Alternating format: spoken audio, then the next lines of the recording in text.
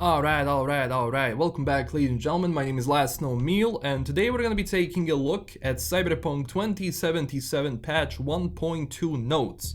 CDPR just released a list of changes which are coming in the biggest patch as of yet when it comes to this game.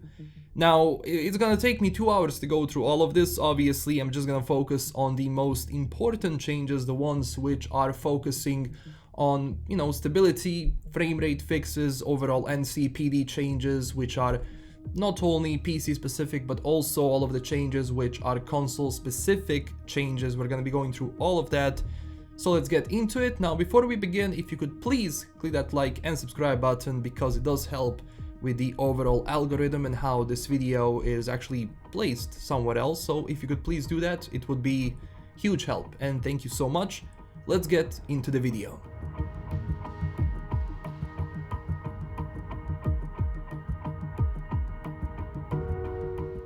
So first things first, when it comes to the gameplay, the first thing we do see is the NCPD spawn radius for when the player commits a crime has been increased.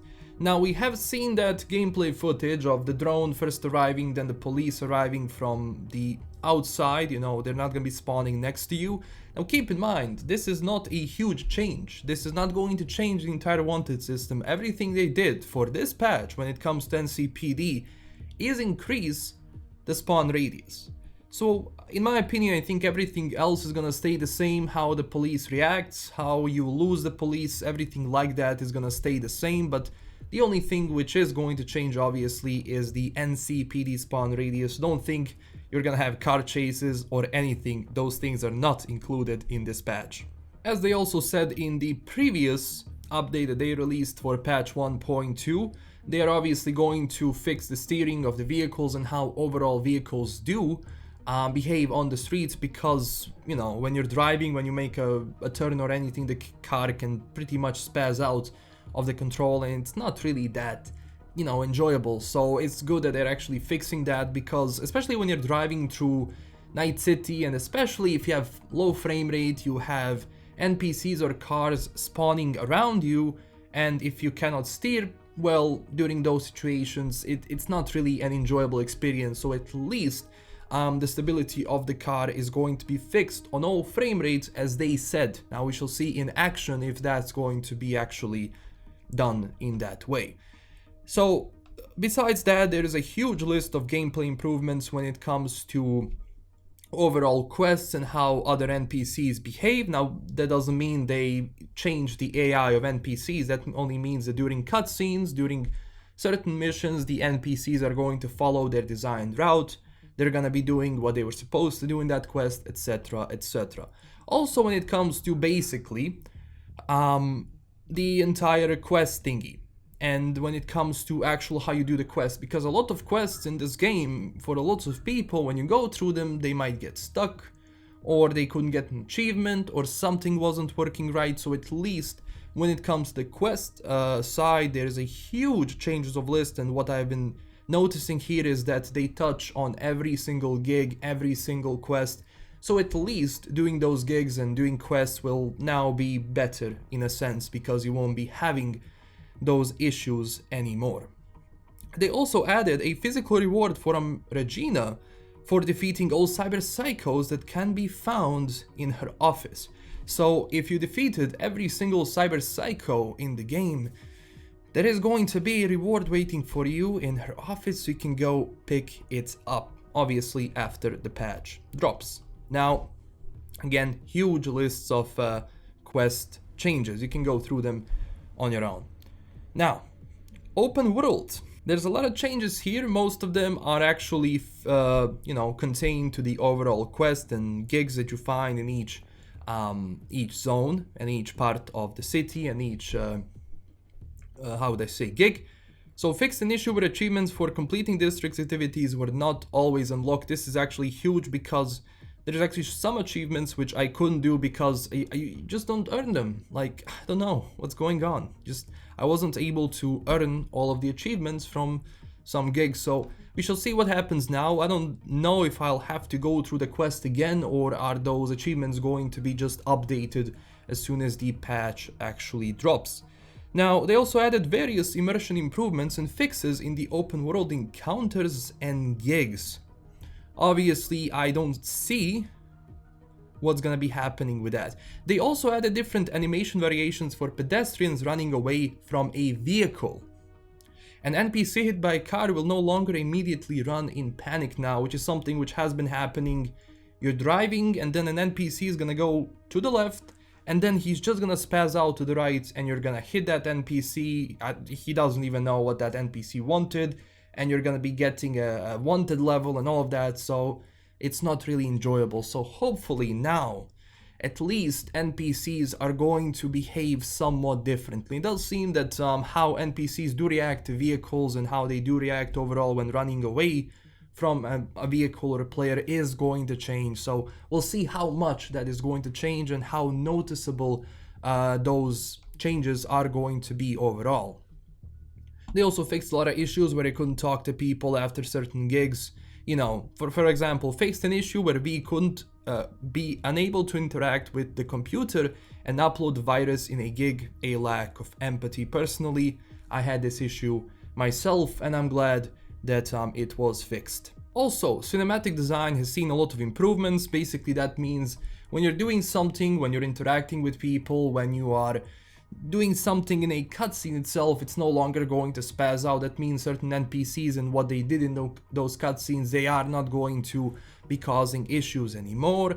There are also some minor improvements, you know, for example, Jackie's guns will no longer disappear when V is knocking down Royce in the pickup. So, you know, some things do happen with NPCs, some things you don't notice personally, but, you know, devs can actually notice that because they were like, oh, we didn't want, you know, this to happen here, or we have a gun or something which does appear in the scene where we don't want it, so obviously that's something that they're going to fix.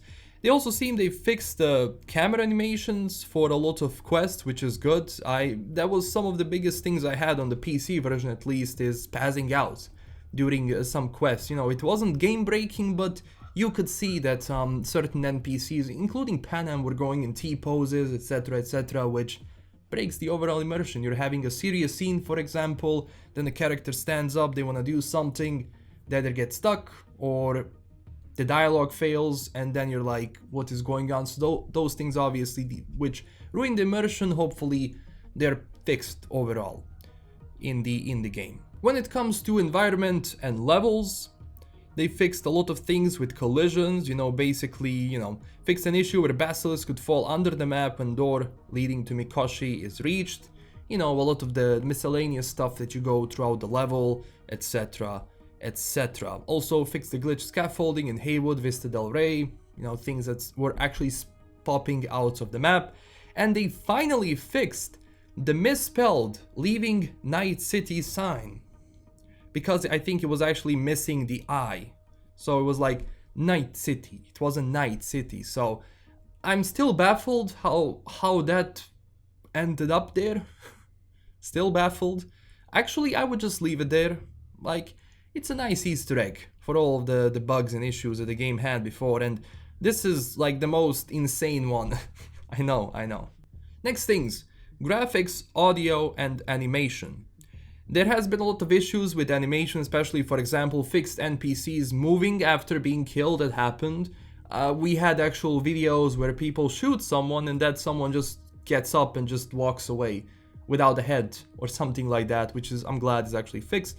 They also fixed a lot of visual quality of elements when underwater, fixed visual issues with fast travel and cinematic transitions.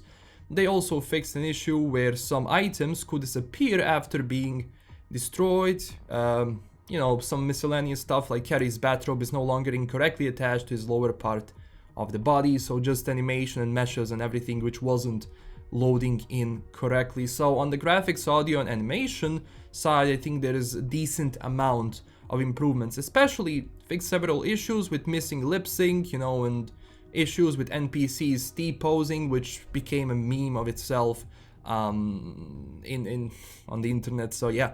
But yeah, this especially, you know, missing lip sync, because sometimes someone is going to talk and they're not going to be saying anything from their mouth, and that can obviously ruin the immersion. So they have been working on that. So we'll see in reality once the patch comes out how much this was fixed. Now, they also touch a lot on the UI scene, just overall how UI reacts, because sometimes, for example, when you were equipping and unequipping Johnny's jacket, the game crashes. And I think I did see actually how that happened myself when I was doing that. They also added an option to craft multiple items at once. This was kind of a biggest problem, especially when you were crafting bullets, etc. You had to hold it every time. There was a slight delay when you were trying to craft something, and it just turned into a boring thing that you have to do, a chore which wasn't really that useful, it wasn't really that logical, and especially if you want to craft huge amounts of ammo for each weapon, then it's gonna take a lot of time. Luckily with this, they added an option to craft more. And also they added a craft icon to the tooltip of crafted items, which was a problem. Sometimes you're gonna get mixed up, you don't know which item you crafted, which item you picked up. So I'm actually glad that they have a tooltip of crafted items, which is going to say, this was crafted, this wasn't crafted. So it's just from the UI perspective and the inventory perspective, that's definitely a huge plus. Also, epic and legendary loot dropping from defeated enemies are now better visible on the minimap. Fixed multiple fixes and adjustments for input issues when you were browsing through different parts of the UI, browsing through different parts of the menu. Updated the credits list. Okay. Fixed an issue where debug text could appear after skipping and fast forwarding credits. Yes, that's also something that I haven't seen myself. Now, stability and performance. This has to be probably the most important part of this patch, because in order to build anything, in order to add anything and missing content that people want, you have to build a foundation. You have to make the game stable. You have to finish the game in a sense before you add anything on top of that. Now, we don't know what those DLCs are going to be. I have seen the leaks. Don't take it with a grain of salt. Like, don't get hyped for anything. This is just a leak. Until it's confirmed by CDPR and released by CDPR, then it's gonna be a thing. But until that happens, don't get your hopes up, because we don't know what their plans are going to be. But overall, stability and performance are the most important things, because especially people on base consoles, PlayStation 4, Xbox One were having issues, crashes, low frame rates, overall glitches and everything, which wasn't really an enjoyable experience. Now, they improved the stability and performance of the engine and the rendering engine, reducing the number of random crashes, memory optimization and memory management improvements in various systems. Okay, hopefully this reduces the number of crashes more. Various optimizations and improvements in shadows, shaders, physics, work spot system, spawn system, scene system, animation system, occlusion system, and facial animations system. So that's good. Fixed mechanism for managing UI icons, at least it's memory, which helps with memory related crashes, especially during long playthroughs. Yes, there were memory leaks. Multiple UI stability improvements and fixes for the most common UI related crashes. Overall, various other stability and performance improvements. Fixed detection map markers sometimes appearing broken or glitchy on machines with slower hard drives. And that's going to be interesting to see when this patch drops.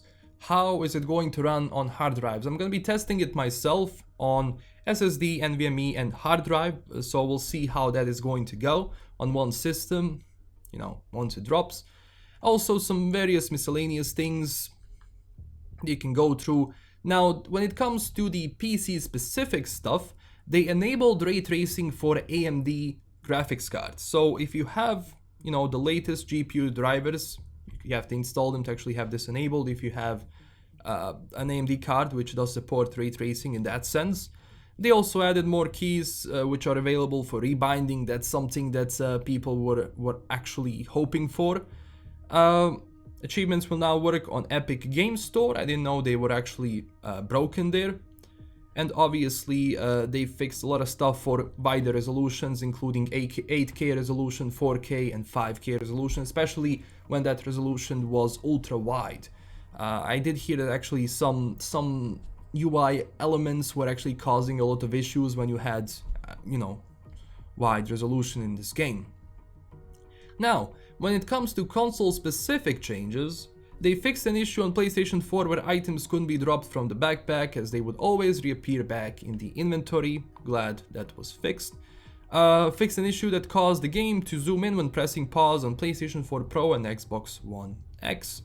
Overall, it does seem that they improved space screen reflections, various memory handling optimization on Xbox, fixed an issue where loading a game, say while being in a car, would turn the screen black on Xbox. Really?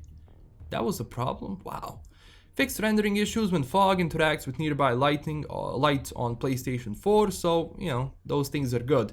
They also fixed multiple issues with random game freezes, various NPCs and vehicle streaming improvements. By streaming, they mean that they're not going to be causing FPS drops, crashes, etc, etc, those glitches that you see. Hopefully, this is just a text so far. And they also worked on the overall stability of how it handles on both consoles. Now, my thoughts on this. This is just text for now.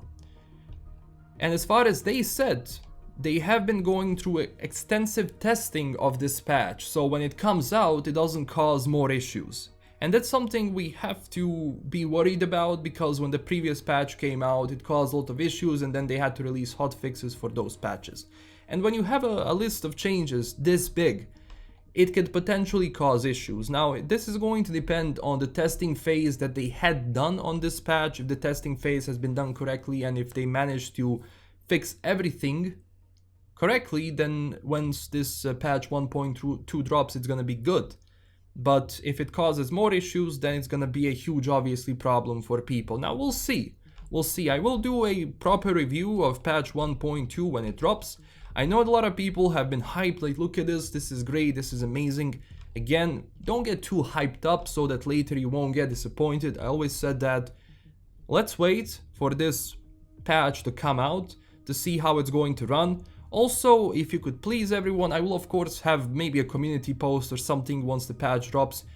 If you could all tell me, for people who have PlayStation 4, Xbox, etc, etc, if you could tell me how the game runs once the patch 1.2 drops, that will be insanely helpful. I will be including comments from people in the patch 1.2 review, so obviously once the patch drops, you can tell me your comments and your thoughts about what do you think, and if it actually fixed the game or if it improved the game, because that's something that's interesting for a lot of people. Is this patch going to return Cyberpunk on the PlayStation Store? What's going to be happening with that? Are we going to see Cyberpunk returning to the PlayStation 4 or PlayStation Store in general once this drops, or do we have to wait more? Because think about it, this update took what, 2 months to develop. They're probably now going to have some smaller patches if more problems arise from patch 1.2, but I think the next patch, the next big patch, I don't think we're gonna see it probably in the next 2 months. So a lot is going to depend on how people perceive the game after this one, and if people return to the game after this one. That's going to be interesting to see. Thank you so much for watching. Don't forget to tell me down below your thoughts on everything. Don't forget to, express your thoughts, but stay civil down there.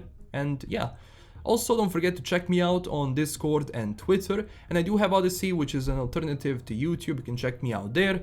And I do have Patreon. If you wanted to support the channel in an extra way, you can do it there. And huge thanks to my current Patreon supporters. This is LKM signing out, and I'll see you everyone in the next one. Bye bye.